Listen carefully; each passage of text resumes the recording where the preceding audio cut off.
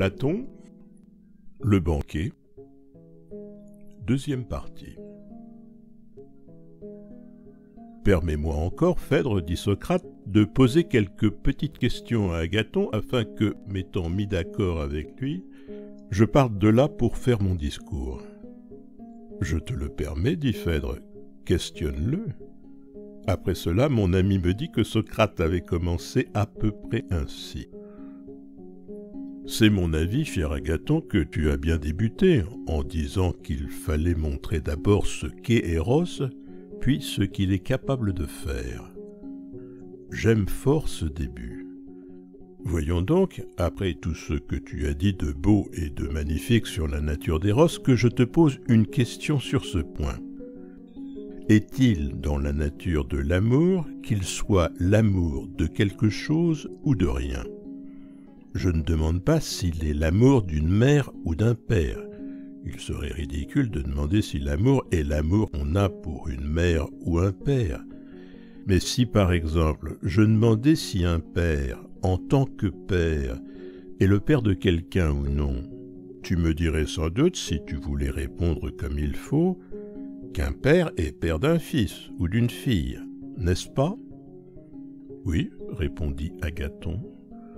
Ne dirais-tu pas la même chose d'une mère ? Agathon en convint aussi. Laisse-moi donc, ajouta Socrate, te poser encore quelques questions afin de te rendre ma pensée plus sensible. Si je demandais, voyons, un frère, en tant que frère, est-il ou n'est-il pas frère de quelqu'un ? Il est frère de quelqu'un, d'un frère ou d'une sœur, sans doute, avoua-t-il. Essaye donc aussi, reprit Socrate, à propos de l'amour, de nous dire s'il est l'amour de quelque chose ou de rien. Il est certainement l'amour de quelque chose. Garde donc dans ta mémoire, dit Socrate, de quoi il est amour, et réponds seulement à ceci. L'amour désire-t-il ou non l'objet dont il est amour ? Il le désire, répondit-il. Mais, reprit Socrate, quand il désire et aime, a-t-il ce qu'il désire et aime ou ne l'a-t-il pas ? Vraisemblablement, il ne l'a pas, dit Agathon. Vois, continua Socrate, si au lieu de vraisemblablement, il ne faut pas dire nécessairement que celui qui désire une chose qui lui manque et ne désire pas ce qui ne lui manque pas. Pour ma part, c'est merveille comme je trouve cela nécessaire. Et toi ? Moi aussi, dit Agathon. Fort bien. Donc un homme qui est grand ne saurait vouloir être grand, ni un homme qui est fort être fort. C'est impossible, d'après ce dont nous sommes convenus. En effet, étant ce qu'il est, il ne saurait avoir besoin de le devenir. C'est vrai. Si en effet, reprit Socrate, un homme fort voulait être fort, un homme agile être agile, un homme bien portant être bien portant, peut-être pourrait-on croire que les hommes qui sont tels et possèdent ces qualités et autres semblables désirent encore ce qu'ils ont déjà. C'est pour ne pas tomber dans cette illusion que j'insiste. Pour ces gens-là, Agathon, si tu veux y réfléchir, il est nécessaire qu'ils aient au moment présent chacune des qualités qu'ils ont, qu'ils le veuillent ou non. Comment donc pourraient-ils désirer ce qu'ils ont ? Et si quelqu'un soutenait qu'étant en bonne santé, il désire être en bonne santé, qu'étant riche, il désire être riche, et qu'il désire les biens mêmes qu'il possède, nous lui répondrions, toi l'ami, qui jouis de la richesse, de la santé, de la force, tu veux jouir de ces biens pour l'avenir aussi, puisque dans le moment présent, que tu le veuilles ou non, tu les possèdes. Vois donc quand tu prétends désirer ce que tu as, s'il ne veut pas précisément dire « je veux posséder aussi dans l'avenir les biens que je possède maintenant ». Il en tomberait d'accord, n'est-ce pas ? Je le pense comme toi, dit Agathon. Socrate reprit. N'est-ce pas aimer une chose dont on ne dispose pas encore et qu'on n'a pas que de souhaiter pour l'avenir la continuation de la possession présente ? Assurément, dit Agathon. Cet homme donc, comme tous ceux qui désire ce qui n'est pas actuel ni présent, ce qu'on n'a pas, ce qu'on n'est pas, ce dont on manque. Voilà les objets du désir et de l'amour. Il est vrai, répondit Agathon. Voyons maintenant, reprit Socrate, récapitulons. N'avons-nous pas reconnu d'abord que l'amour est l'amour de certaines choses, ensuite de celles dont il sent le besoin? Si, dit Agathon. Outre cela, rappelle-toi de quoi tu as dit dans ton discours que l'amour est amour. Je vais te le rappeler si tu veux. Si je ne me trompe pas, tu as dit que l'ordre s'était établi chez les dieux grâce à l'amour du beau, car il n'y a pas d'amour du laid. N'est-ce pas à peu près ce que tu as dit? En effet, dit Agathon. Et avec raison, camarade, reprit Socrate. Et s'il en est ainsi, l'amour n'est-il pas l'amour de la beauté et non de la laideur? Il en convint.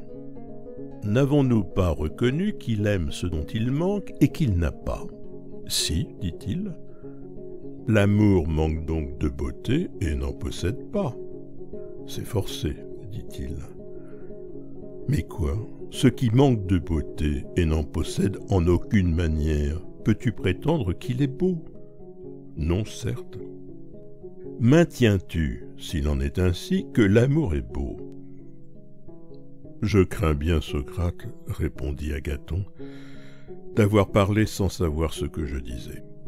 Et pourtant, continua Socrate, tu as fait un discours magnifique, Agathon. Mais réponds-moi encore un peu. Ne penses-tu pas que les bonnes choses sont belles en même temps? Je le pense. Eh bien, si l'amour manque de beauté et si la beauté est inséparable de la bonté, il manque aussi de bonté. Je ne saurais te résister, Socrate, dit Agathon. Il faut que je cède à tes raisons. C'est à la vérité, cher Agathon, dit Socrate, que tu ne peux résister, car à Socrate, ce n'est pas difficile. Mais je te laisse toi pour vous réciter le discours sur l'amour que j'ai entendu jadis de la bouche d'une femme de Mantinée, Diotime, laquelle était savante en ces matières et en bien d'autres. C'est elle qui jadis, avant la peste, fit faire aux Athéniens les sacrifices qui suspendirent le fléau pendant 10 ans. C'est elle qui m'a instruit sur l'amour, et ce sont ces paroles que je vais essayer de vous rapporter en partant des principes dont nous sommes convenus, Agathon et moi. Je le ferai comme je pourrai, sans le secours d'un interlocuteur. Il faut que j'explique, comme tu l'as fait toi-même, Agathon, d'abord la nature et les attributs de l'amour, ensuite ses effets. Le plus facile est, je crois, de vous rapporter l'entretien dans l'ordre où l'étrangère l'a conduit en me posant des questions.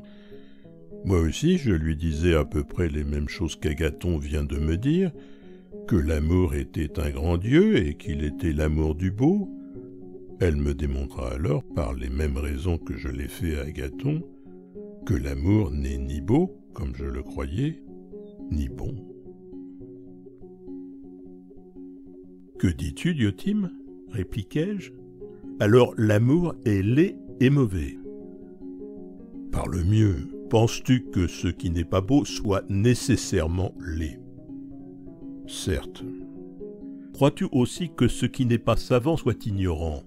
Et ne sais-tu pas qu'il y a un milieu entre la science et l'ignorance ? Quel est-il ?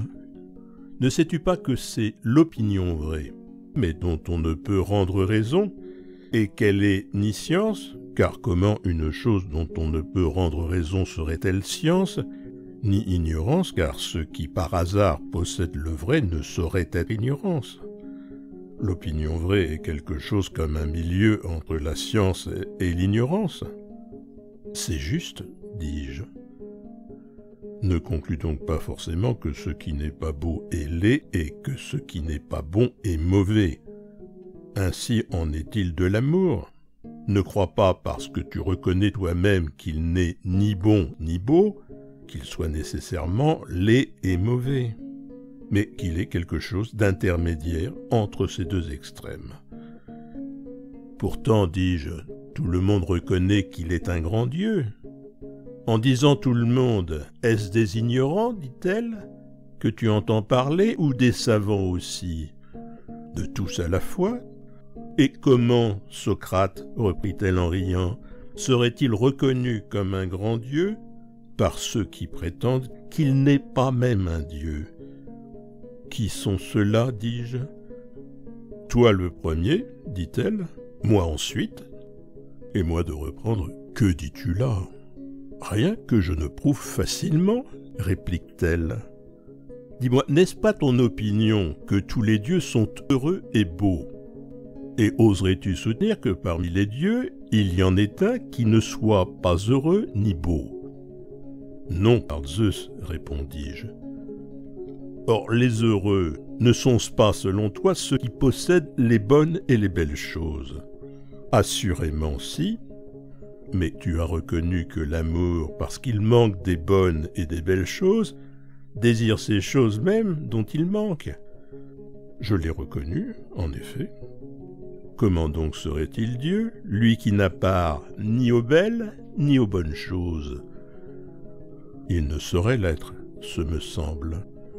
Tu vois donc, dit-elle, que toi non plus, tu ne tiens pas l'amour pour un Dieu.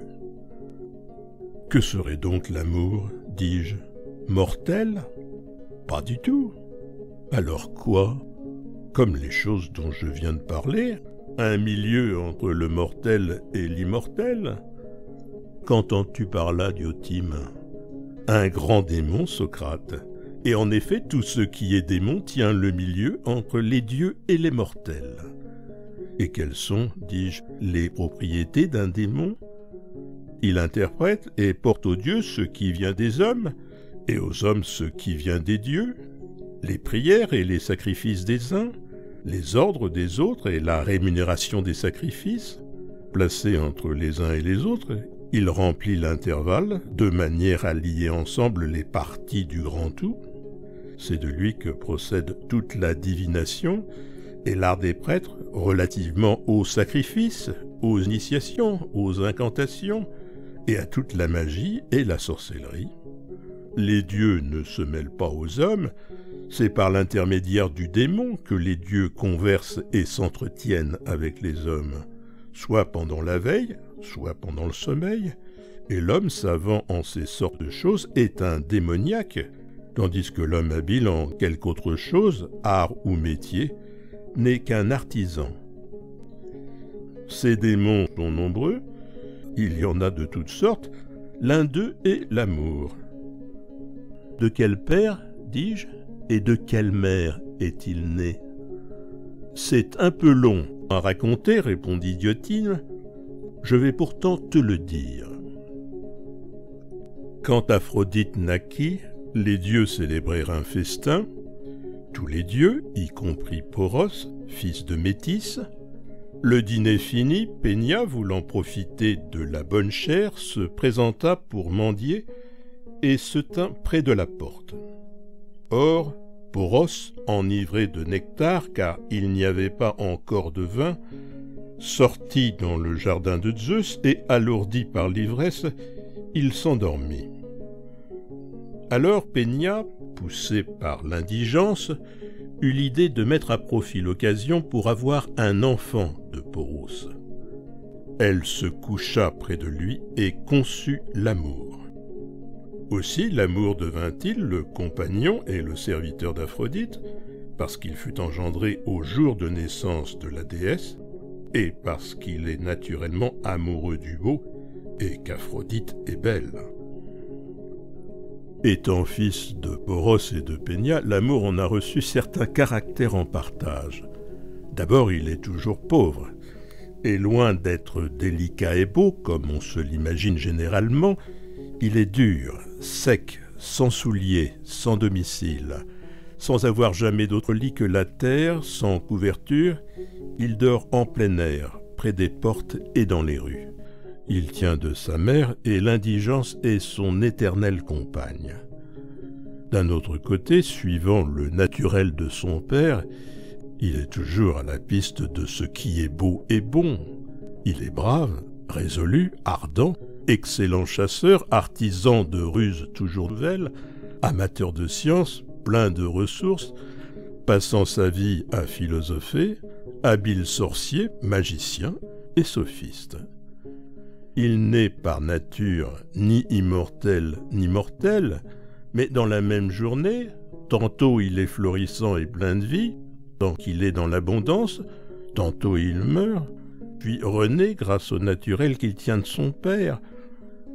Ce qu'il acquiert lui échappe sans cesse, de sorte qu'il n'est jamais ni dans l'indigence ni dans l'opulence, et qu'il tient de même le milieu entre la science et l'ignorance. Et voici pourquoi. Aucun des dieux ne philosophe et de désir devenir savant, car il l'est. Et en général, si l'on est savant, on ne philosophe pas.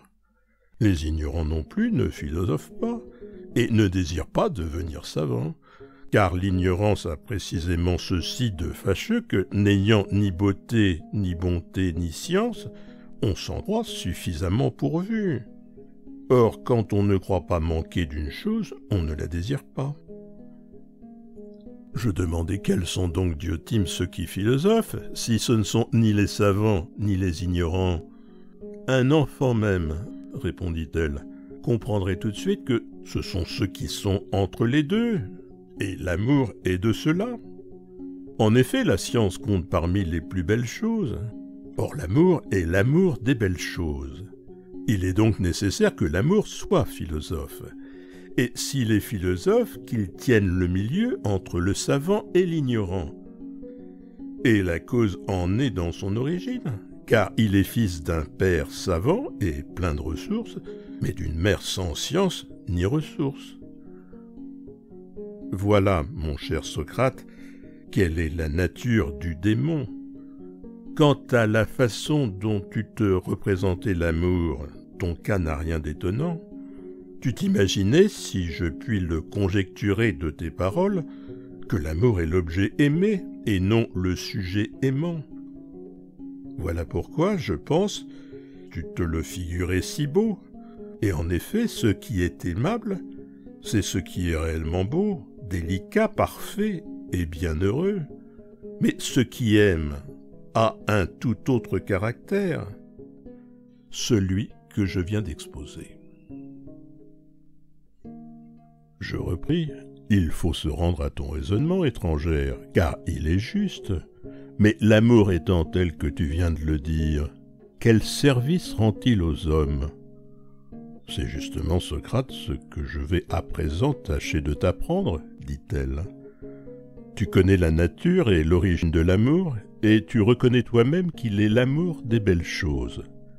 Mais si l'on nous demandait pourquoi Socrate et Diotime, l'amour est-il l'amour des belles choses?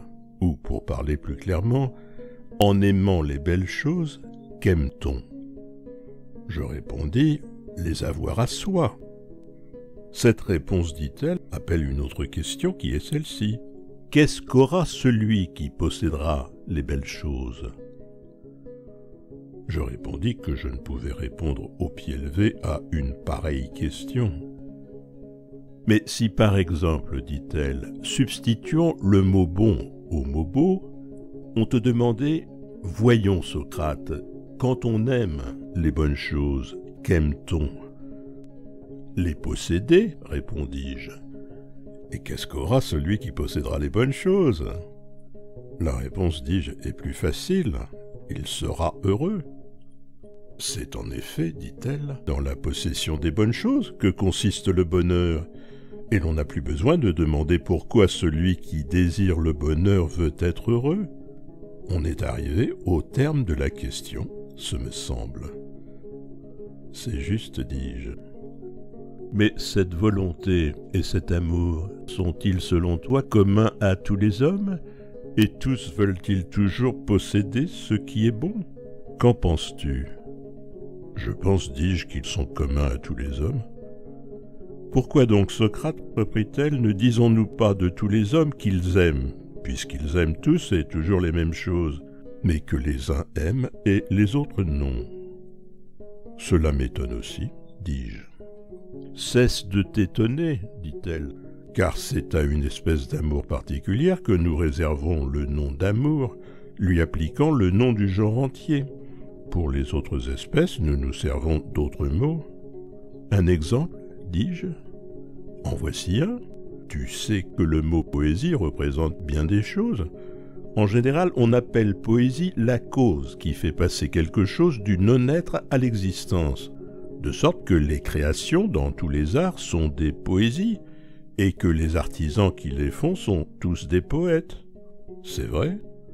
Cependant, ajouta-t-elle, tu vois qu'on ne les appelle pas poètes, et qu'ils ont d'autres noms, et qu'une seule portion, mise à part de l'ensemble de la poésie, celle qui est relative à la musique et au maître, est appelée du nom du genre entier, car cette portion seule s'appelle poésie, et ceux qui la cultivent, poètes. C'est vrai, dis-je. Il en est ainsi de l'amour. En général, le désir du bien et du bonheur, sous toutes ses formes, voilà pour tout le monde le grand et industrieux amour. Mais il y a beaucoup de manières de s'adonner à l'amour, et de ceux qui recherchent l'argent, les exercices physiques, la philosophie, on ne dit pas qu'ils aiment et sont amants. Mais il y a une espèce particulière d'amour dont les adeptes et sectateurs reçoivent les noms du genre entier. Amour, aimer, amant. Il semble bien que tu aies raison, dis-je. On dit parfois, continua-t-elle, que chercher la moitié de soi-même, c'est aimer. Et moi je dis, mon cher, qu'aimer ce n'est chercher ni la moitié ni le tout de soi-même.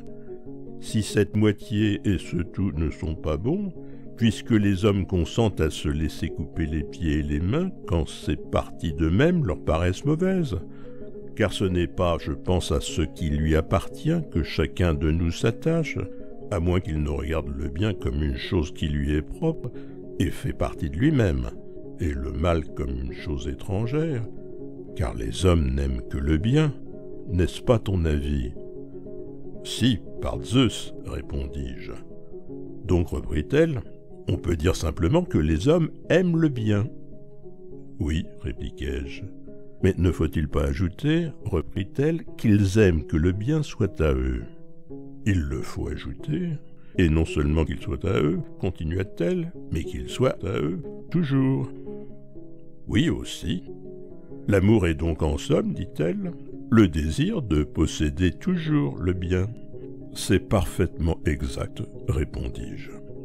Elle continua, si l'amour est en général l'amour du bien, comment et dans quel cas appliquera-t-on le nom d'amour à la passion et à l'ardeur de ceux qui poursuivent la possession du bien? Qu'est-ce au juste que cette action spéciale? Pourrais-tu me le dire? Si je le savais, Diotime, lui dis-je, je ne serais pas en admiration devant ta science et je ne fréquenterais pas chez toi pour m'instruire précisément sur ces matières. Eh bien, reprit-elle, je vais te le dire. C'est l'enfantement dans la beauté, selon le corps et selon l'esprit.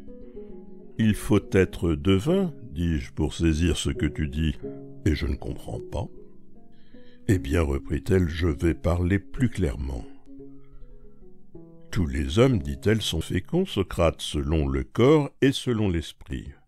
Quand nous sommes en âge, notre nature sent le désir d'engendrer, mais elle ne peut engendrer dans le laid. Elle ne le peut que dans le beau. Et en effet, l'union de l'homme et de la femme est enfantement. C'est là une œuvre divine, et l'être mortel participe à l'immortalité par la fécondation et la génération. Mais elle est impossible dans ce qui est discordant. Or, le laid ne s'accorde jamais avec le divin, tandis que le beau s'y accorde. La beauté est donc pour la génération une moire et une élitie. Aussi, quand l'être pressé d'enfanter s'approche du beau, il devient joyeux, et dans son allégresse, il se dilate et enfante et produit. Quand au contraire il s'approche du laid, renfrogné et chagrin, il se resserre sur lui-même, se détourne, se replie et n'engendre pas. Il garde son germe et il souffre. De là vient pour l'être fécond et gonflé de sève le ravissement dont il est frappé en présence de la beauté, parce qu'elle le délivre de la grande souffrance du désir, Car l'amour, ajouta-t-elle, n'est pas l'amour du beau, Socrate, comme tu le crois. Qu'est-ce donc? L'amour de la génération et de l'enfantement dans le beau. Je veux bien l'admettre, dis-je. Rien n'est plus vrai, reprit-elle.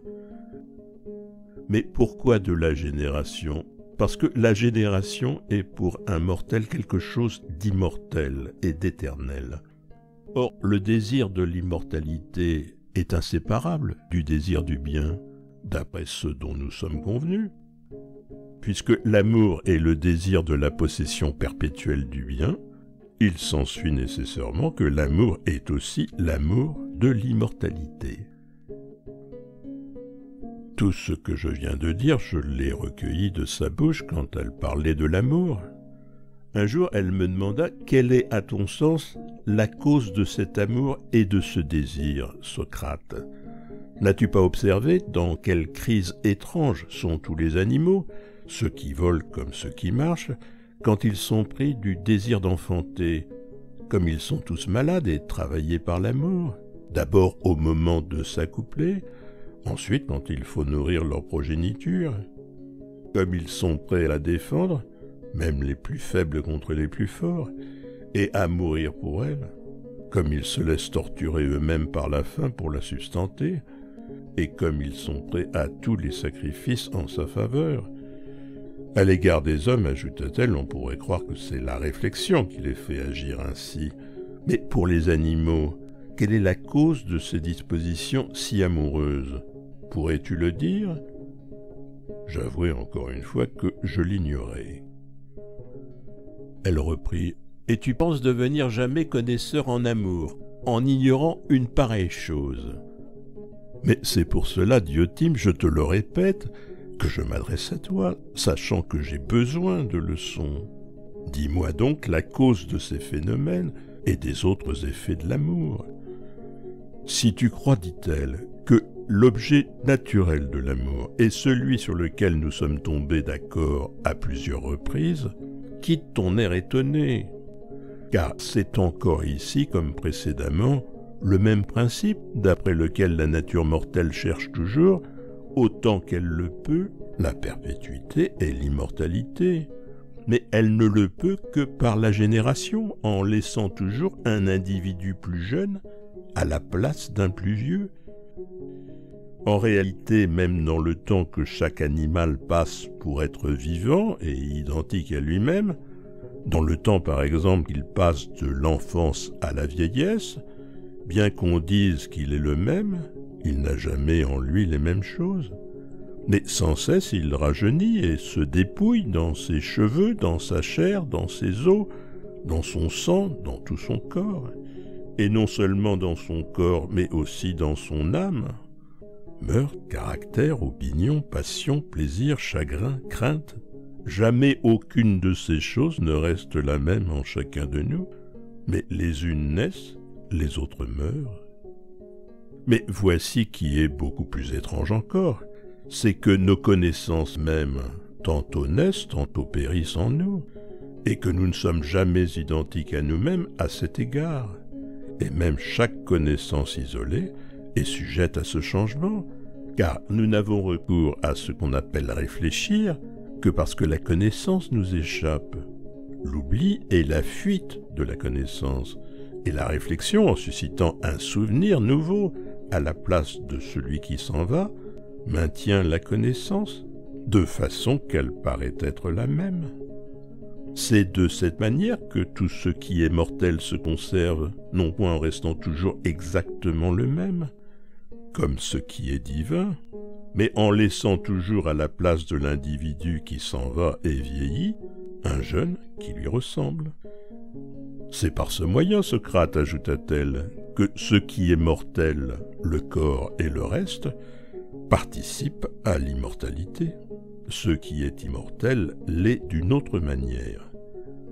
Ne t'étonne donc plus si tout être prit son rejeton, car c'est en vue de l'immortalité que chacun a reçu ce zèle et cet amour. Après avoir entendu ce discours, je lui dis, plein d'admiration, « C'est bien, très sage Diotime, mais les choses sont-elles bien réellement comme tu le dis ? Elle reprit sur le ton d'un sophiste accompli. N'en doute pas, Socrate. Aussi bien, si tu veux considérer l'ambition des hommes, tu seras surpris de son absurdité, à moins que tu n'aies présent à l'esprit ce que j'ai dit, et que tu ne songes au singulier état où l'aimer le désir de se faire un nom et d'acquérir une gloire d'une éternelle durée. C'est ce désir, plus encore que l'amour des enfants, qui leur fait braver tous les dangers, dépenser leur fortune, endurer toutes les fatigues et sacrifier leur vie. Penses-tu en effet, dit-elle, qu'Alceste serait morte pour Admète, qu'Achille se serait dévoué à la vengeance de Patrocle, ou que votre Codros aurait couru au-devant de la mort pour garder le trône à ses enfants, s'ils n'avaient pas pensé laisser de leur courage le souvenir immortel que nous en gardons aujourd'hui. Tant s'en faut, dit-elle, je ne crois pas me tromper en disant que c'est en vue d'une louange immortelle et d'une renommée comme la leur que tous les hommes se soumettent à tous les sacrifices, et cela d'autant plus volontiers qu'ils sont meilleurs, car c'est l'immortalité qu'ils aiment. Et maintenant, continua-t-elle, ceux qui sont féconds selon le corps se tournent de préférence vers les femmes, et c'est leur manière d'aimer que de procréer des enfants, pour s'assurer l'immortalité, la survivance de leur mémoire, le bonheur pour un avenir qu'ils se figurent éternel. Pour ceux qui sont féconds selon l'esprit, car il en est, dit-elle, qui sont encore plus féconds d'esprit que de corps pour les choses qu'il convient à l'âme de concevoir et d'enfanter. Or, que lui convient-il d'enfanter ? La sagesse et les autres vertus qui ont précisément pour père tous les poètes, et ceux des artistes qui ont le génie de l'invention. Mais la partie la plus importante et la plus belle de la sagesse, dit-elle, est celle qui a trait au gouvernement des États et des familles, et qu'on nomme prudence et justice. Dans l'âme d'un homme, dès l'enfance, porte le germe de ses vertus. Cet homme divin sent le désir, l'âge venu, de produire et d'enfanter. Il va lui aussi cherchant partout le beau pour y engendrer, car pour le laid il n'y engendrera jamais. Pressé de ce désir, il s'attache donc au beau corps de préférence au lait, et s'il y rencontre une âme belle, généreuse et bien née, cette double beauté le séduit entièrement. En présence d'un tel homme, il sent aussitôt affluer les paroles sur la vertu, sur les devoirs et les occupations de l'homme de bien, et il entreprend de l'instruire, et en effet, par le contact et la fréquentation de la beauté, il enfante et engendre les choses dont son âme était grosse depuis longtemps. Présent ou absent, il pense à lui et il nourrit en commun avec lui le fruit de leur union. De tels couples sont en communion plus intime et liés d'une amitié plus forte que les pères et mères, parce qu'ils ont en commun des enfants plus beaux et plus immortels. Il n'est personne qui n'aime mieux voir de tels enfants que les enfants selon la chair, quand ils considèrent Homère, Hésiode et les autres grands poètes, qu'il a envie d'avoir laissé après eux des rejetons immortels, qui leur assurent une gloire et une mémoire immortelles aussi. Ou encore, ajouta-t-elle, lorsqu'il serait mémore quels enfants Lycurgue a laissé à Lacédémone pour le salut de cette ville, et on peut le dire, de la Grèce tout entière. Solon jouit chez vous de la même gloire pour avoir donné naissance à vos lois, et d'autres en jouissent en beaucoup d'autres pays, grecs ou barbares, pour avoir produit beaucoup d'œuvres éclatantes et enfanté des vertus de tout genre. Maintes temples leur ont été consacrés à cause de ces enfants spirituels. Personne n'en a obtenu pour des enfants issus d'une femme. On peut se flatter peut-être de t'initier toi aussi, Socrate, à ces mystères de l'amour, mais pour le dernier degré, la contemplation, qui en est le but pour qui suit la bonne voie, je ne sais si ta capacité va jusque-là. Je vais néanmoins, dit-elle, continuer sans ménager mon zèle. Essaye de me suivre, si tu peux. Quiconque veut, dit-elle, aller à ce but par la vraie voie, doit commencer dans sa jeunesse par rechercher les beaux corps. Tout d'abord, s'il est bien dirigé, il doit n'aimer qu'un seul corps, et là enfanter 2 beaux discours. Puis il observera que la beauté d'un corps quelconque est sœur de la beauté d'un autre. En effet, s'il convient de rechercher la beauté de la forme, il faudrait être bien maladroit pour ne pas voir que la beauté de tous les corps est une et identique. Quand il s'est convaincu de cette vérité, il doit se faire l'amant de tous les beaux corps et relâcher cet amour violent d'un seul, comme une chose de peu de prix qui ne mérite que dédain. Il faut ensuite qu'il considère la beauté des âmes comme plus précieuse que celle des corps, en sorte qu'une belle âme, même dans un corps médiocrement attrayant, lui suffise pour attirer son amour et ses soins, lui faire enfanter de beaux discours et en chercher qui puisse rendre la jeunesse meilleure. Par là, il est amené à regarder la beauté qui est dans les actions et dans les lois, à voir que celle-ci est pareille à elle-même dans tous les cas, et conséquemment à regarder la beauté du corps comme peu de choses. Des actions des hommes, il passera aux sciences, et il en reconnaîtra aussi la beauté.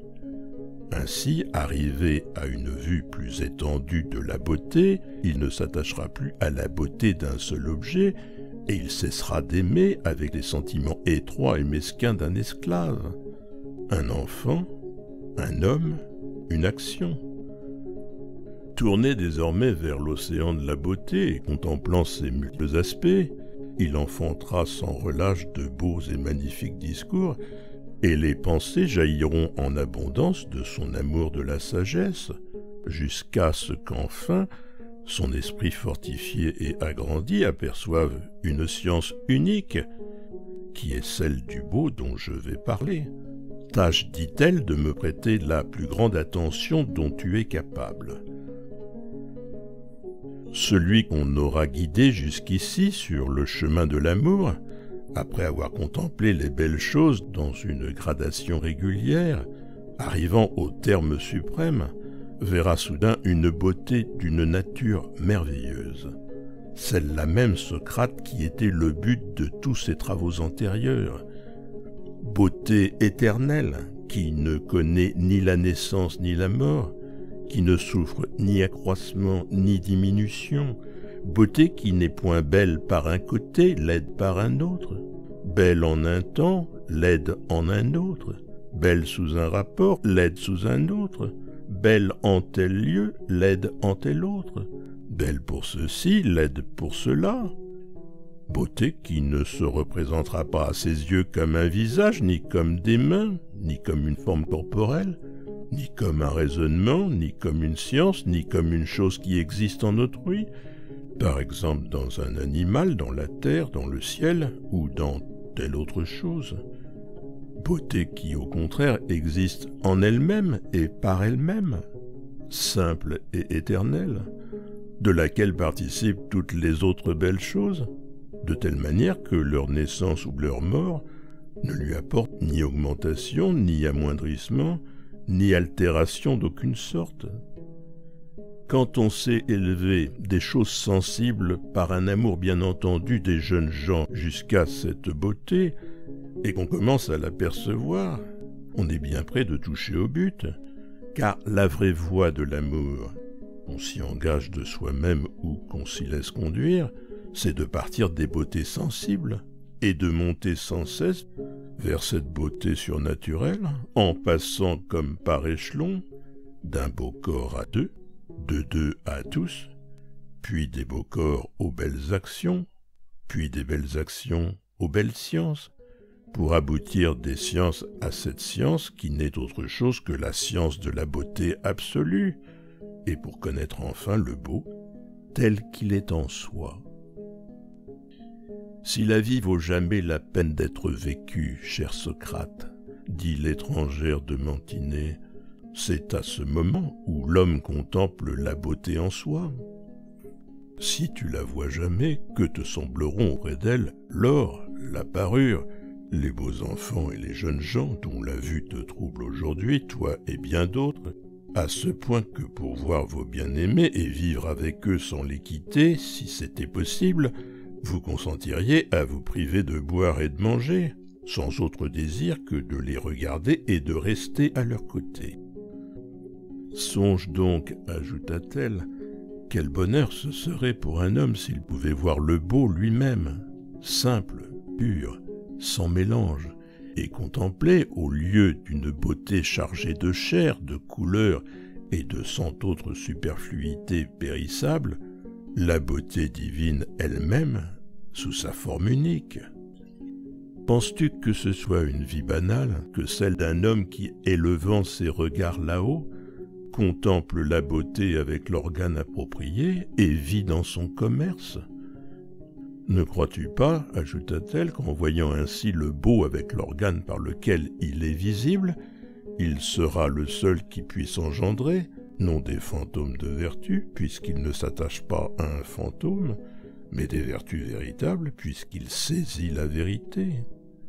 Or, c'est à celui qui enfante et nourrit la vertu véritable qu'il appartient d'être chéri des dieux, et si jamais homme devient immortel, de le devenir lui aussi. Voilà, Phèdre, et vous tous qui m'écoutez, ce que m'a dit Diotime. Elle m'a persuadé, et à mon tour, j'essaye de persuader aux autres que pour acquérir un tel bien, la nature humaine trouverait difficilement un meilleur auxiliaire que l'amour. Voilà pourquoi je proclame que tout homme doit honorer l'amour, pourquoi je l'honore moi-même et m'adonne particulièrement à son culte, pourquoi je le recommande aux autres, pourquoi maintenant comme toujours, je loue la puissance et la virilité de l'amour autant que j'en suis capable. Tu peux voir si tu veux, Phèdre, dans ce discours un éloge de l'amour, sinon donne-lui tel nom qu'il te plaira. Quand Socrate eut fini de parler, tout le monde le félicita. Seul Aristophane se disposait à répliquer, parce que Socrate, en discutant, avait fait allusion à un passage de son discours. Quand soudain la porte extérieure de la cour résonna, comme sous les coups redoublés d'un cortège de buveurs, et qu'une joueuse de flûte se fit entendre. « Esclave, dit Agathon, courez voir, et si c'est quelqu'un de nos amis, invitez-le. Sinon, dites que nous avons fini de boire et que maintenant nous reposons. » Peu après, on entendit dans la cour la voix d'Alcibiade, fortement pris de vin, qui criait à plein gosier « Où est Agathon? Qu'on me mène à Agathon !» Alors la joueuse de flûte et quelques autres de ses compagnons, le prenant sous les bras, nous l'amenèrent. Il s'arrêta à la porte, couronné d'une épaisse guirlande de lierre et de violettes, et la tête toute couverte de bandelettes. « Salut, ami, dit-il. Voulez-vous admettre à boire avec vous un homme qui a déjà beaucoup bu? Ou faudra-t-il nous en aller en nous bornant à couronner Agathon, ce qui est le but de notre venue? Hier, ajouta-t-il, il ne m'a pas été possible de venir, mais aujourd'hui me voici, avec ses bandelettes sur la tête, pour en couronner le front de l'homme que je proclame le plus sage et le plus beau. Vous moquerez-vous de moi parce que je suis ivre? Riez si vous voulez, je sais bien que je dis la vérité. Mais dites-moi tout de suite si je puis entrer ou non, à la condition que j'ai dite. Voulez-vous, oui ou non, boire avec moi? Toute la compagnie l'acclama et le pria d'entrer et de prendre place à table. Agathon lui-même l'appela. Il entra, conduit par ses compagnons, et il enleva ses bandelettes pour en couronner Agathon. Comme il les avait devant les yeux, il ne vit pas Socrate, et s'assit près d'Agathon, entre lui et Socrate, qui s'était écarté pour lui faire place aussitôt qu'il l'avait aperçu. Une fois assis, il embrassa Agathon et le couronna. « Esclave, dit Agathon, ôtez-lui ses chaussures afin qu'il s'attable entière avec nous. » Je le veux bien, dit Alcibiade. Mais quel est ce troisième convive? En même temps, il se retourna et vit Socrate, sur quoi il sursauta et dit « Oh, Héraclès, qu'est ceci? Socrate ici? Te voilà encore ici, à m'attendre en embuscade, suivant ton habitude, d'apparaître soudain là où je m'attendais le moins à te rencontrer. Maintenant encore, qu'es-tu venu faire ici? Et pourquoi aussi t'es-tu placé là? Pourquoi pas près d'Aristophane ou de quelque autre plaisant ou qui veut l'être? Tu t'es arrangé pour te placer près du plus beau garçon de la compagnie. Agathon, dit Socrate, vois si tu peux me secourir. L'amour que j'ai pour cet homme ne m'est pas d'un petit embarras. Depuis que je me suis mis à l'aimer, il ne m'est plus permis de donner un coup d'œil, ni d'adresser la parole à un beau garçon. Autrement, jaloux et envieux, il me fait une scène, m'injurie, et se tient à peine de me frapper. Vois donc à l'empêcher de faire quelque extravagance, et fais ma paix avec lui. Ou s'il veut se porter à quelque violence, défends-moi, car je tremble devant sa fureur et son amour. Non, répondit Alcibiade, il n'y a pas de paix possible entre toi et moi, mais je me vengerai de ce trait une autre fois. En attendant, Agathon, rends-moi quelques bandelettes, que j'en couronne aussi la tête merveilleuse de cet homme, et qu'il ne vienne pas me reprocher de t'avoir couronné et de l'avoir oublié, lui qui, par ses discours, est vainqueur de tout le monde, non pas seulement comme toi avant-hier, mais en toutes les rencontres. Et ce disant, il prit des bandelettes, en couronna Socrate et s'accouda sur le lit. S'étant ainsi placé, il dit « Voyons, camarade, vous me paraissez bien sobre. C'est une chose qu'on ne vous passera pas, il faut boire. C'est dans nos conventions. Donc, pour roi du festin, je choisis, jusqu'à ce que vous ayez bu, moi-même. Maintenant qu'Agathon nous procure une large coupe, s'il en a, ou plutôt cela n'est pas nécessaire, apporte-nous enfin ce vase à rafraîchir, dit-il en avisant un vase qui contenait plus de 8 cotyles. Il le fit remplir et le vida le premier, puis il le fit remplir à nouveau pour Socrate et dit « À l'égard de Socrate, inutile d'y mettre de la finesse. Il boira tant qu'on voudra, sans risquer de s'enivrer jamais. » L'esclave ayant versé, Socrate but. Alors Eryximaque prit la parole. « Qu'allons-nous faire à présent, Alcibiade? Allons-nous rester ainsi, sans parler ni chanter, après boire? Allons-nous boire tout bonnement, comme des gens altérés? » Eryximaque, répondit Alcibiade, excellent fils du meilleur et du plus sobre des pères, salut à toi. À toi aussi, dit Eryximaque, mais qu'allons-nous faire? Ce que tu ordonneras, car il faut obéir. Un médecin vaut à lui seul beaucoup d'autres hommes. Prescris donc ce que tu veux. Écoute, dit Eryximaque, nous avions décidé avant ton arrivée que chacun à son tour, en commençant par la droite, parlerait sur l'amour et ferait le plus beau discours possible à sa louange. Or nous avons tous pris la parole. Quant à toi, puisque tu n'as rien dit et que tu viens de boire, il est juste que tu la prennes. Après quoi tu commanderas à Socrate ce que tu voudras, et Socrate à son voisin de droite, et ainsi de suite. C'est fort bien dit, Eryximaque, reprit Alcibiade, mais à vouloir mettre en parallèle les discours d'un homme ivre avec ceux des gens qui n'ont pas bu, la partie ne semble pas égale. Et puis, bienheureux homme, crois-tu la moindre des choses que Socrate vient de dire? Ne sais-tu pas que c'est tout le contraire qui est vrai? Si en effet je loue quelqu'un en sa présence, soit Dieu, soit homme autre que lui, il ne se tiendra pas de me battre. Parle mieux, dit Socrate. Par Poséidon, reprit Alcibiade, ne dis rien là contre, car je n'en louerai pas d'autre que toi en ta présence. Eh bien, dit Eryximaque, fais comme tu l'entendras, loue Socrate. Que dis-tu? Reprit Alcibiade. Est-ce ton avis, Eryximaque? tomberai-je sur cet homme pour me venger devant vous? Et l'ami, dit Socrate, quelle est ton intention? Vas-tu faire de moi un éloge dérisoire? Que veux-tu faire? Dire la vérité? Voici tu m'y autorises. La vérité, je te permets et te requiers de la dire. Tout de suite, dit Alcibiade, pour toi, voici à quoi je t'engage.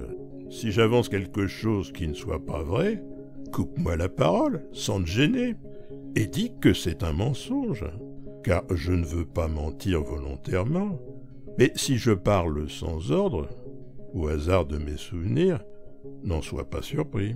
Il n'est pas facile dans l'état où je suis de peindre en détail et avec suite ton originalité.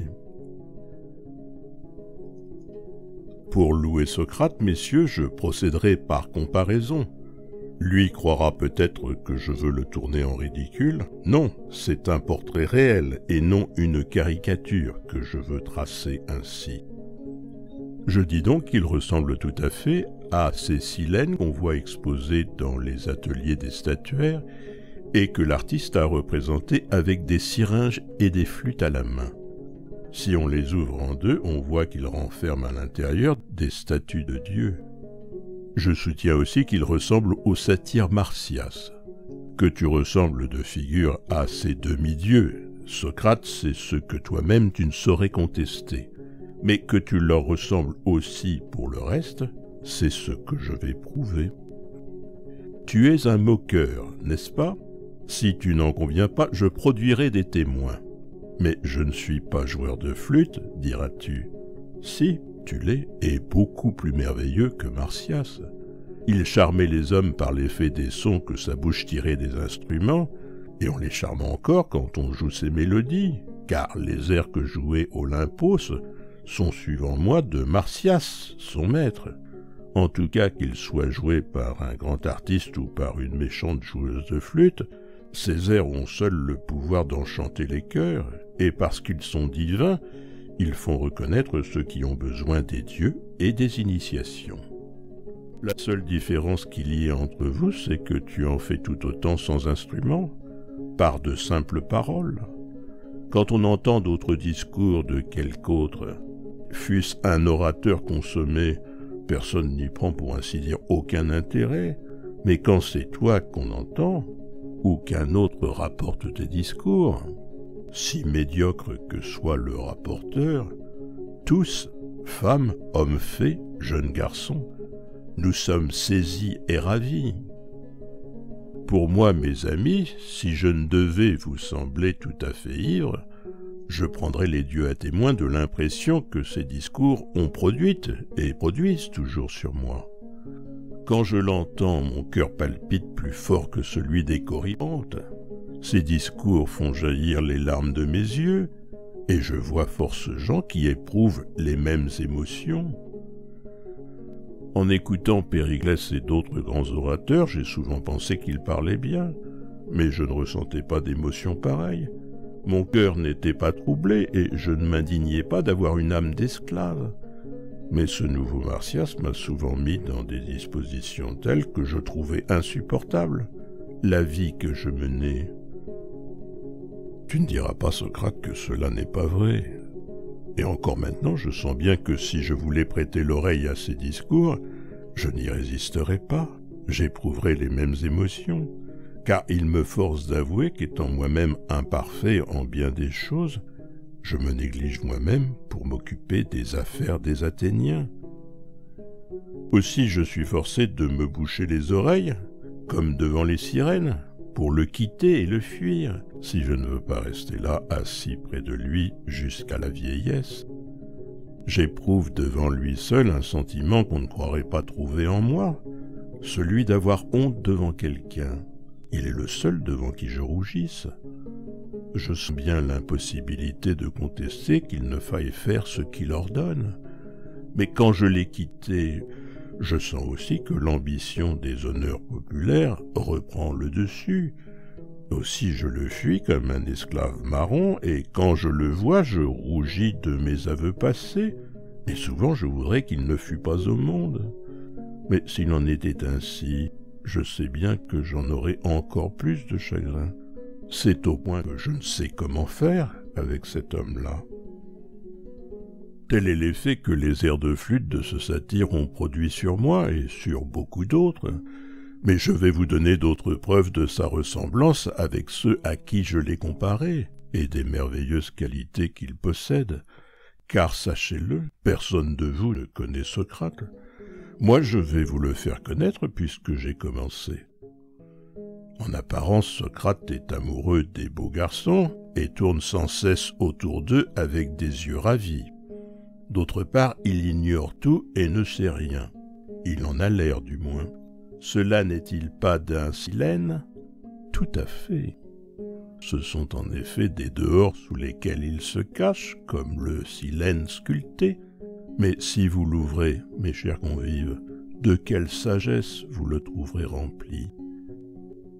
Sachez que la beauté d'un homme est son moindre souci. Il la dédaigne à un point qu'on ne peut se figurer, comme aussi la richesse et tous les autres avantages que le vulgaire estime. Il juge que tous ces biens n'ont aucune valeur et les regarde comme rien, je vous l'assure. Il passe toute sa vie à railler et à plaisanter avec les gens, mais quand il est sérieux et qu'il sourd, je ne sais pas si quelqu'un a vu les beautés qui sont en lui. Mais je les ai vues, moi, et elles m'ont paru si divines, si éclatantes, si belles, si merveilleuses, qu'il n'y a pas moyen de résister à ses volontés. Le croyant sérieusement épris de ma beauté, je crus avoir une aubaine et une chance extraordinaires. Je comptais qu'en retour de ma complaisance, il m'apprendrait tout ce qu'il savait, car Dieu sait si j'étais fier de mes avantages. Dans cette pensée, je renvoyai pour être seul avec lui mon gouverneur, qui d'habitude ne me quittait pas, quand j'étais avec Socrate. Il faut que je vous dise ici la vérité tout entière. Prêtez-moi donc votre attention. Et toi, Socrate, si je mens, reprends-moi. Je restai en effet en tête-à-tête avec lui, mes amis, et pensant qu'il allait me tenir les propos qu'un amant tient à son bien-aimé, je m'en réjouissais déjà. Mais il n'en fut absolument rien. Il s'entretint avec moi comme à l'ordinaire, et la journée finie, s'en alla. Ensuite, je l'invitai à partager mes exercices gymnastiques, et je m'essayai avec lui, croyant avancer mes affaires. Puis nous nous exerçâmes souvent et luttâmes ensemble sans témoin.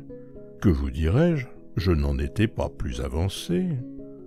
Comme je n'arrivais à rien par cette voie, je crus qu'il fallait attaquer mon homme de vive force et ne pas le lâcher puisque j'avais commencé avant de savoir à quoi m'en tenir. Je l'invitai donc à dîner avec moi, absolument comme font les amants qui tendent un piège à leur bien-aimé. Il ne mit pas beaucoup d'empressement à se rendre, mais il finit par céder. La première fois qu'il vint, il voulut s'en aller le dîner fini. Cette fois-là, retenu par la pudeur, je le laissai partir. Mais je lui tendis un nouveau piège, et après le dîner, je prolongeai l'entretien fort avant dans la nuit, et quand il voulut partir, je prétextai qu'il était trop tard et le forçai à rester. Il reposa donc sur le lit où il avait dîné. Ce lit était voisin du mien et personne autre que nous ne couchait dans l'appartement. Ce que j'ai dit jusqu'ici pourrait fort bien se répéter devant tout le monde. Pour ce qui suit, vos oreilles ne l'entendraient pas si tout d'abord, comme dit le proverbe, le vin avec ou sans les enfants ne disait la vérité. Si ensuite il ne me paraissait pas injuste dans un éloge de Socrate de laisser dans l'ombre cet exemple de hautaine continence. En outre, je suis comme celui qu'une vipère a piqué, il refuse, dit-on, de parler de son cas, sauf à ceux qui ont été piqués comme lui, parce que seuls ils peuvent savoir et excuser les folies qu'il a osé faire ou dire sous le coup de la douleur. Donc moi qui me sens mordu par quelque chose de plus douloureux dans la partie la plus sensible de mon être, car j'ai été piqué et mordu au cœur ou à l'âme, donnez-lui tel nom que vous voudrez, par les discours de la philosophie, qui pénètre plus cruellement que le dard de la vipère quand il rencontre une âme jeune et bien née, et qui font dire ou faire toutes sortes d'extravagances. Moi qui vois d'ailleurs un Phèdre, un Agathon, un Eryximaque, un Pausanias, un Aristomède, un Aristophane, sans parler de Socrate et des autres, tous atteints comme moi de la folie et de la fureur philosophique, je n'hésite pas à tout dire devant vous, car vous saurez excuser ce que je fis alors et ce que je vais dire à présent. Quant aux serviteurs et à tous les profanes et à tous les ignares, qu'ils mettent devant leurs oreilles des portes épaisses. Lors donc, messieurs, que la lampe fut éteinte et les esclaves sortis, je jugeai qu'il ne fallait pas biaiser avec lui, mais déclarer franchement ma pensée. Je le touchai donc en disant « Tu dors, Socrate ?»« Mais non, répondit-il, sais-tu ce que je pense ?»« Explique-toi, dit-il. »« Je pense, repris-je, que tu es le seul amant digne de moi, et je vois que tu hésites à te déclarer. Pour moi, voici mon sentiment. Ce serait montrer peu de raison de ne pas te complaire en ceci, comme en toute chose où tu pourrais avoir besoin de ma fortune ou de mes amis, car je n'ai rien plus à cœur que de me perfectionner le plus possible, et pour cela je ne crois pas que je puisse trouver d'aide plus efficace que la tienne.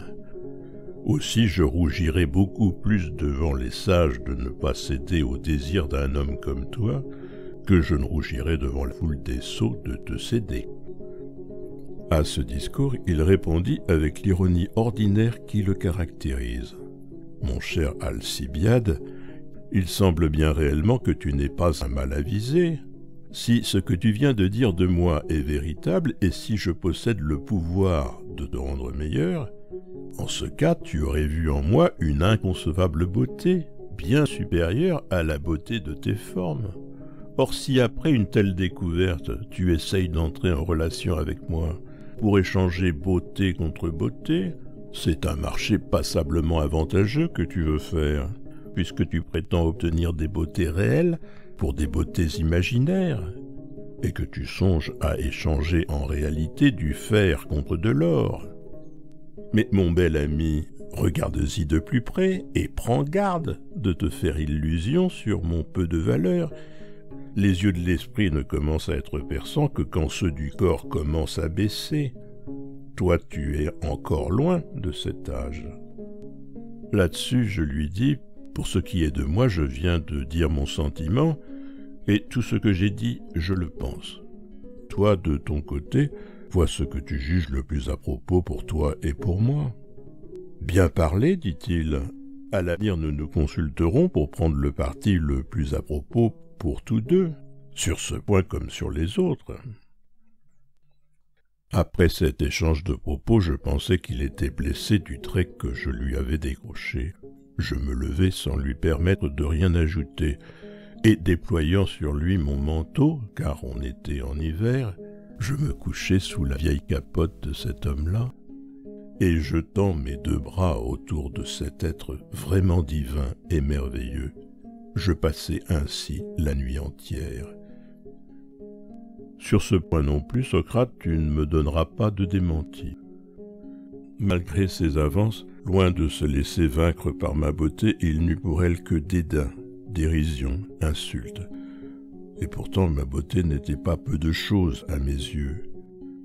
Jugez, car je vous fais juge de la superbe de Socrate. Sachez-le, par les dieux, par les déesses, je me levai de ses côtés après avoir passé la nuit, tout comme si j'avais dormi avec mon père ou mon frère aîné.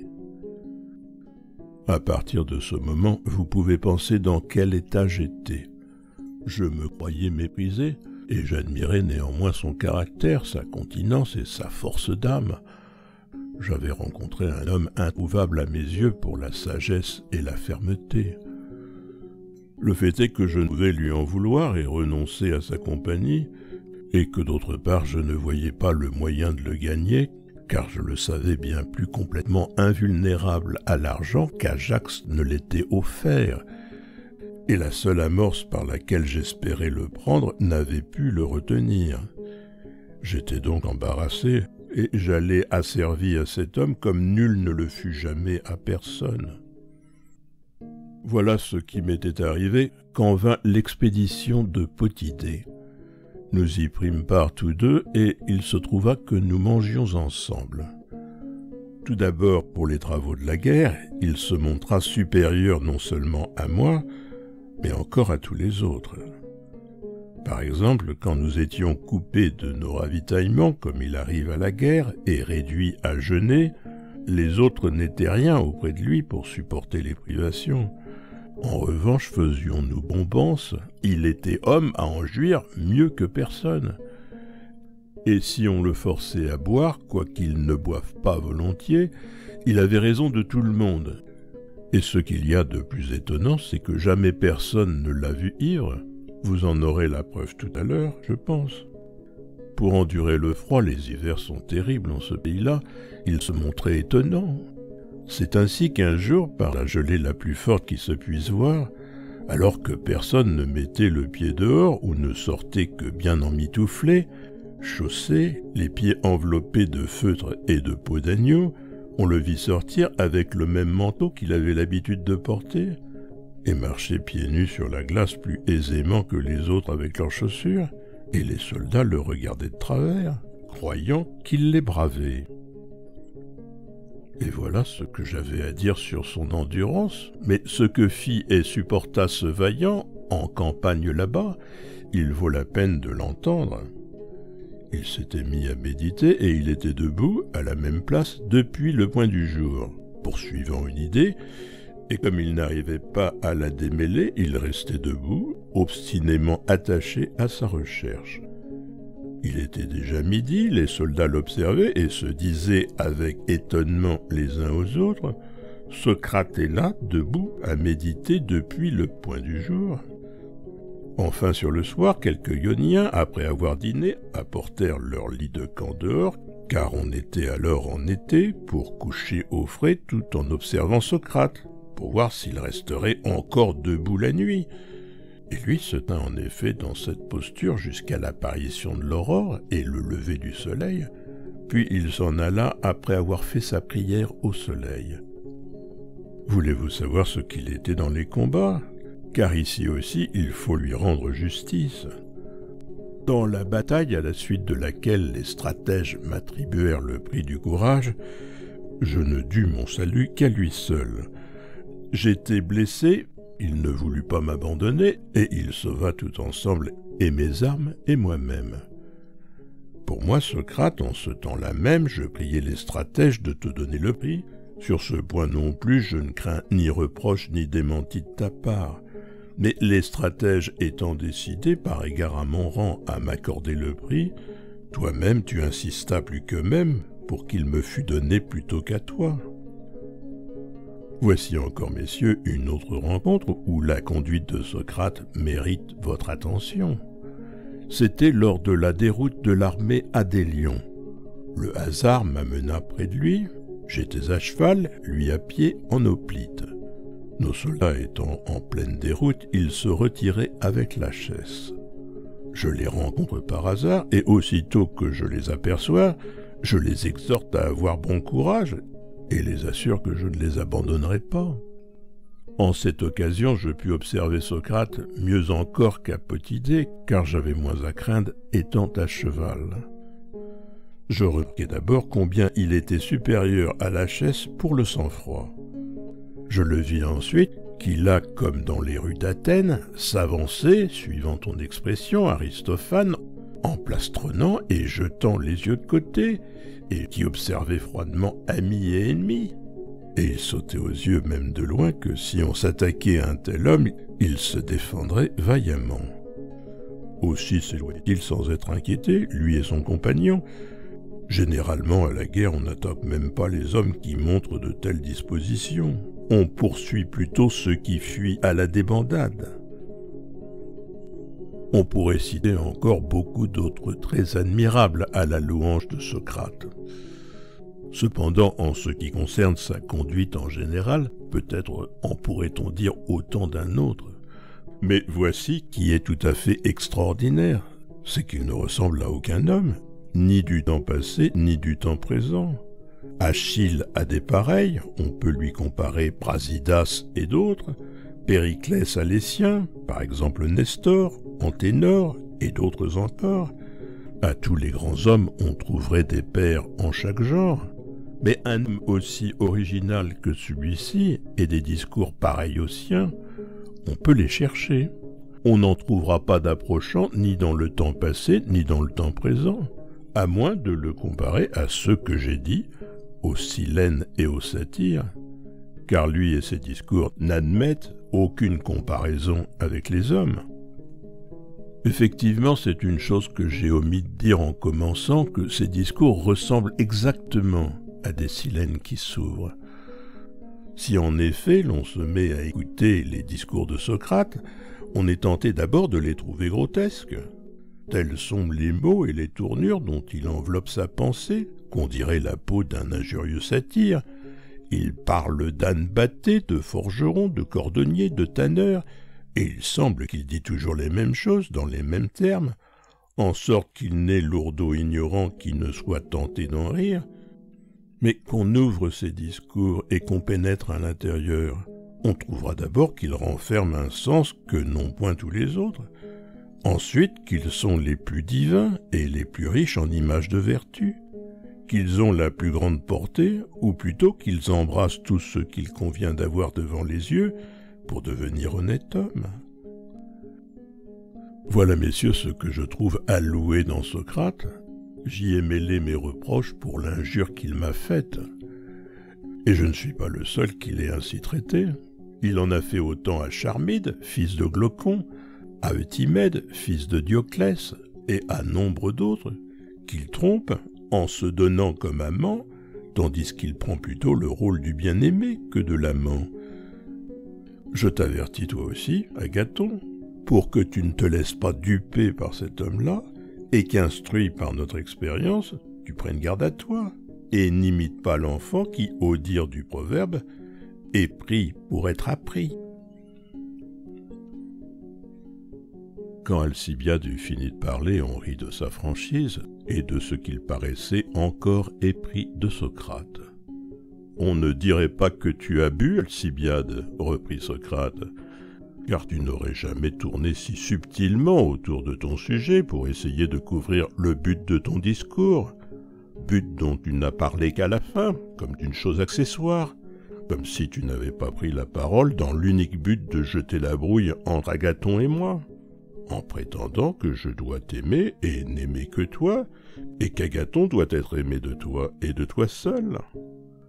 Mais tu ne nous as pas trompés, nous voyons clair dans ton drame satirique et dans tes Silènes. Mais faisons en sorte, cher Agathon, qu'il ne gagne rien à ce jeu, et arrange-toi pour ne pas souffrir qu'on nous désunisse. » « Tu pourrais bien avoir raison, Socrate, dit Agathon. J'en juge par le simple fait qu'il a pris place entre toi et moi pour nous séparer. Mais il n'y gagnera rien, et je vais me mettre près de toi. C'est cela, dit Socrate, viens t'asseoir à ma droite. Ô Zeus, s'écria Alcibiade, que me faut-il encore endurer de cet homme? Il prétend me faire la loi partout. Tout au moins, étonnant Socrate, laisse Agathon s'asseoir entre nous deux. Impossible, dit Socrate, car tu viens de me louer. Il faut à mon tour que je loue celui qui est à ma droite. Or, si Agathon s'assied à ta droite, il ne me louera pas à nouveau, n'est-ce pas, avant d'avoir été loué par moi. Laisse-le donc faire, mon divin ami, et n'envie pas au jeune homme les louanges que je vais lui donner, car je désire vivement faire son éloge. Ah ah, dit Agathon, il est impossible, Alcibiade, que je reste à cette place. Je veux absolument changer afin d'être loué par Socrate. C'est toujours ainsi, dit Alcibiade. Quand Socrate est là, il est impossible à tout autre d'approcher des beaux garçons. Voyez à présent encore comme il a trouvé facilement une raison plausible de faire asseoir celui-ci près de lui. Agathon se levait donc pour aller s'asseoir près de Socrate, quand soudain une grosse bande de buveurs se présenta à la porte et, la trouvant ouverte par quelqu'un qui sortait, entra droit dans la salle du festin et prit place à table. Tout s'emplit de tumulte, les convives n'obéirent plus à aucune règle et furent contraints de boire du vin à profusion. Alors Eryximach, Phèdre et d'autres, dit Aristodème, se retirèrent. Quant à lui, cédant au sommeil, il dormit fort longtemps, car les nuits étaient longues, et les coqs chantaient déjà, et le jour naissait quand il s'éveilla. En rouvrant les yeux, il s'aperçut que les autres dormaient ou étaient partis, et que seuls Agathon, Aristophane et Socrate étaient encore réveillés et buvaient à une large coupe qui circulait de gauche à droite. Socrate s'entretenait avec eux. Le reste de l'entretien avait échappé à Aristodème car il ne l'avait pas suivi dès le commencement, parce qu'il s'était endormi. Mais en somme, dit-il, Socrate les avait amenés à reconnaître qu'il appartient au même homme de savoir traiter la comédie et la tragédie, et que quand on est poète tragique par art, on est aussi poète comique. Forcé de le reconnaître, mais ne suivant plus qu'à demi, il dodelinait de la tête. Aristophane s'endormit le premier, puis comme il faisait déjà grand jour, Agathon. Socrate, les ayant ainsi endormis, se leva et s'en alla. Aristodème le suivit comme il en avait l'habitude. Socrate se rendit au lycée et après s'être baigné, y passa toute la journée à ses occupations ordinaires. Puis il rentra chez lui pour se reposer.